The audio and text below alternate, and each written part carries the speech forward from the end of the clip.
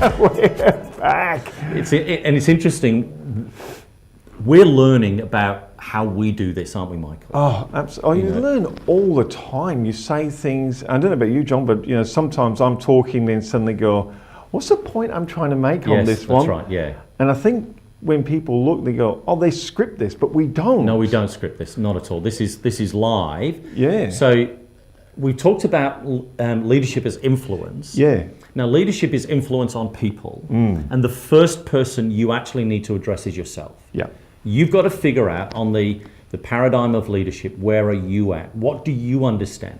And it's a really good exercise to actually go and spend some time thinking about your style of leadership. Now, I have some really interesting tools. Yes. So I can assess people on their leadership style. And you do where this a they lot are. for companies. Oh, absolutely, don't you? I do. Yeah. So, and I love doing it. It's really, really good fun. But most of the time, it's interesting. Most people I've profiled, I mean, most, are actually doing really well in leadership. Right. There's always areas to grow. And so what we do is, when we do the profile, we have the top 10. Yep. And we have the bottom 10. Okay. Of the questions that were asked, and it really shows the 8 themes that we're measuring of leadership. It shows where you're strong, and it shows where you need to do some work. And in an area we talk about, another profile I use, we talk about the minimum factors. Yeah. What are not the weaknesses, or but the minimum factors that where you're probably going to leak the easiest and be the least effective. And so I help people understand themselves in leadership. Yeah. Because, it's like, if you know yourself first, you're aware, and this is then helping you with emotional intelligence, because emotional intelligence is about knowing yourself and knowing others, being aware of yourself, being aware of others. So when you do this as far as your leadership is concerned, and you become aware of where you are on the spectrum and the whole dynamic of what leadership is, and don't complicate it. There's lots of really good resources out there. Keep it really simple. Don't try to overread. Don't try to overreach. Okay. And you could use a profile like mine that I actually have on leadership. Do an assessment of some kind, or there's the book Strength Finder.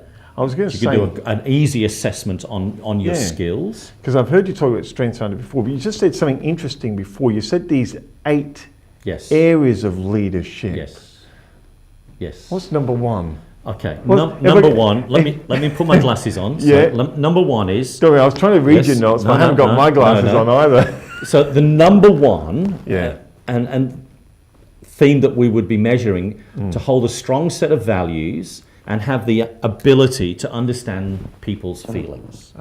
So you need to understand the values by which you're operating and understand the feelings of others. Is this so when people work, so people actually feel valued when they work for you? They're not just a number? Well, totally, because, if you know what your values are, so like one of my businesses is quality, value, and care are their 3 values. Okay. So they know what that means and how they explain that, and it's customer driven.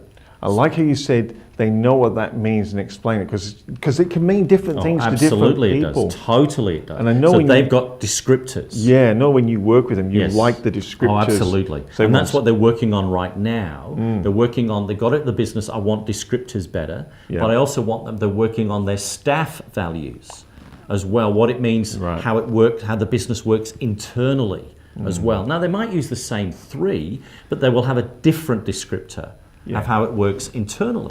So values are really, I love values. Values are so powerful. I'm a fairly positive person. I'm a glass half full person. I can see, strategies and insights, and I'm an encourager. I lift people up. I love lighting up the room and being a part of that. So when I'm in a business meeting early in the morning, I'm kind of the bouncy one in that room, and it kind of lifts people because I understand my value. But I love mornings. I love my business meetings. I love being with those people, and I want to have a great meeting. I want them to have a great meeting. And so I bring that. So knowing yourself, but here's the challenge that most of us struggle with when we're looking at ourselves. So remember, leadership is influence, and leadership is influence on people, and leadership is about you, the first person, understanding you, is you've got to then be comfortable with you.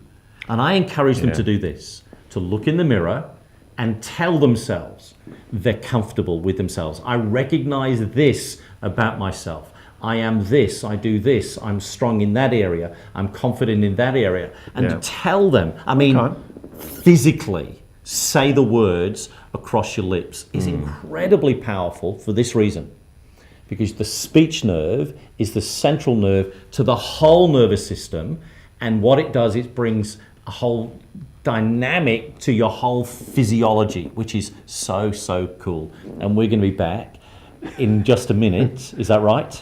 I think I'm actually I want to carry on with this bit. Yeah, and I love the physiology because Come on. You know, because I know a very good book, and it all starts with speaking. Yes. And speaking things into physicality. Oh, yes, absolutely. And I don't care what religion you're around the world, but if you look at any of these books, it's always about things being spoken. Absolutely. Because and it's the power of the speech which is the real message. Absolutely. There. And I think in business, and that's why I really like what you're saying then, when you actually speak it out, it's like trying to learn a keynote speech and just writing and reading it inside your head. You'll never do it. No, you've got to speak it out. There's something amazing about speaking things. And I think I know the book because it's a book that I like. Yeah. And it's a pretty good book. Yeah. And it's kind of... it's a bit old now. It's a very old book, yes. We'll touch on that at another time. And if you want to know, ask us what the book is. I can actually help you with what that book is.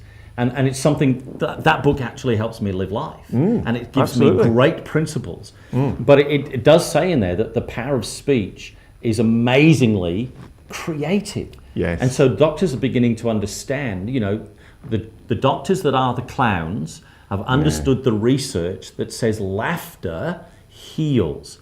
Now, this book, there's a book called the Book of Proverbs, and in there it says laughter is a medicine. Yep. And it heals just like a baby aspirin heals.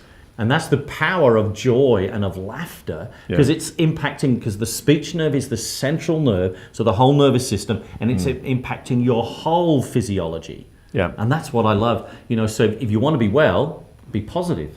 So before we go to a break, because I'm watching that clock, that nasty clock, that naughty clock always wants to come up. I'll do What's number two? Number two. So number two, let me give you a lead into number two. Yes. So the values we've talked about for you and the ability to understand people's feelings. Yeah.